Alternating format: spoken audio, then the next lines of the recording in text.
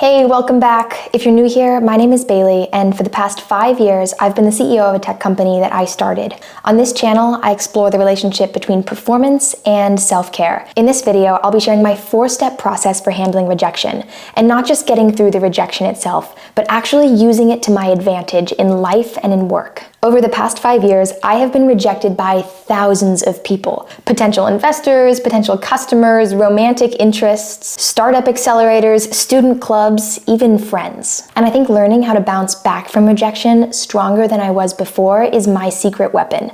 And by the end of this video, I hope it's yours too. As I get into the 4 steps, I want you to know that the time I dedicate to each phase changes on a regular basis, but the order of the steps never does. If I don't get the order right, the process doesn't work nearly as well. I'll explain why at the end. Step number 1 might seem simple, but don't let that fool you. The very first thing I do after being rejected is feel everything.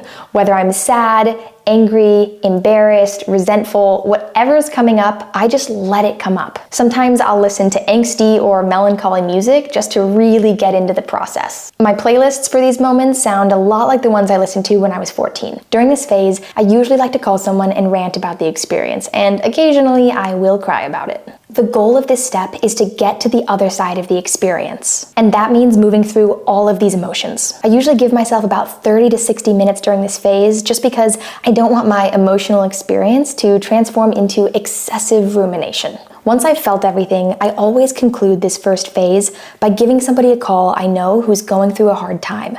When we get on the call, I don't talk about the current rejection I'm going through or how much I suck. My intention is to be there for somebody else, which always changes my experience. My mom used to say to me growing up that you can't help somebody up a mountain without getting to see the view yourself. This last part helps me to transition into step 2.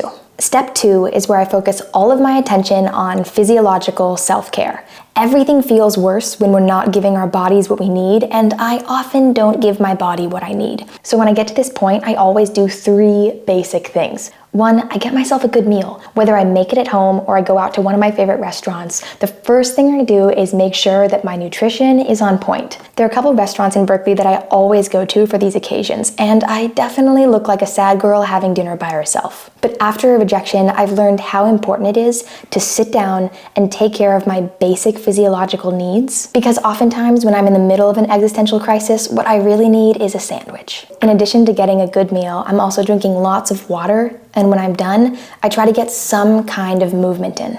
Again, I'm trying to shake up my experience, and getting some movement really helps with this, whether it's going to the gym or just going for a walk. Movement always gives me those positive endorphins that help get me out of the suck hole. My goal during step 2 is to trick my brain into not hating the experience of rejection as much. That way I'm not as afraid to get rejected in the future, and I will definitely be getting rejected in the future.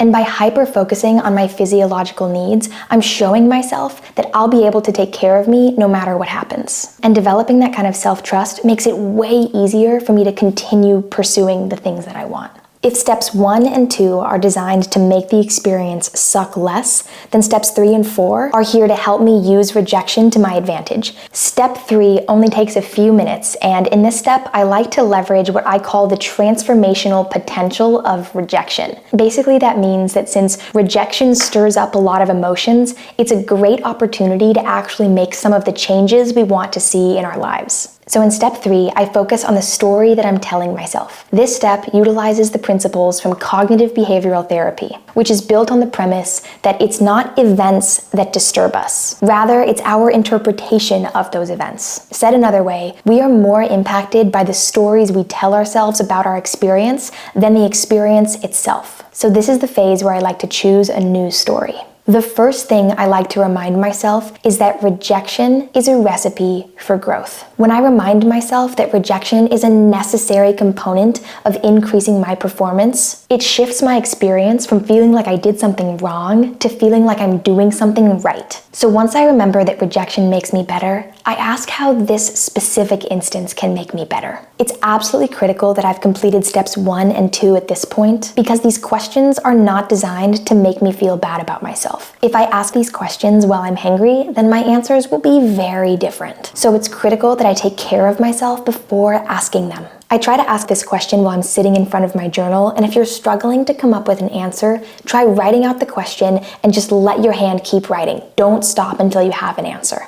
I usually try to go through the first 3 steps on the same day that I go through the rejection. However, before I start step 4, I always stop for the day and focus on getting a good night's sleep. That means that this is not one of those nights that I'm gonna stay up until 2 a.m. binging a show that I wanna watch. Instead, I go to bed early, I set my alarm, and when it goes off, I get up immediately, I put on sweatpants, I grab my headphones, and I walk out the front door.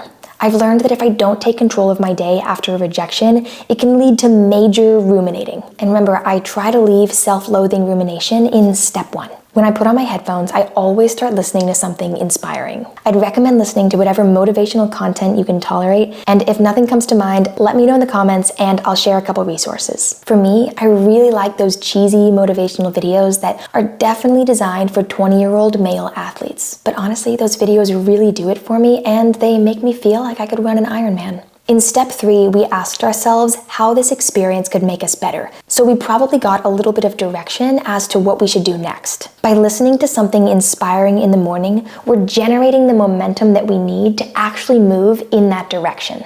At this point in the process, I'm usually feeling pretty confident, taken care of, and inspired. But that doesn't mean I'm necessarily done. Sometimes I'll go through this process multiple times depending on the rejection, but I always try to keep moving through the steps as opposed to getting stuck in a self-loathing suckhole. Remember, that's reserved for step 1. And if you're struggling to find that thing that you're inspired to do for steps 3 and 4, let me know and I'll share a couple resources that can help. Okay. I hope this video helps, and if you're going through a rejection right now, I want to remind you that the future can be so much better than the best you can imagine in this moment. And also, you're doing a great job. Thanks so much for watching. I'll see you next time.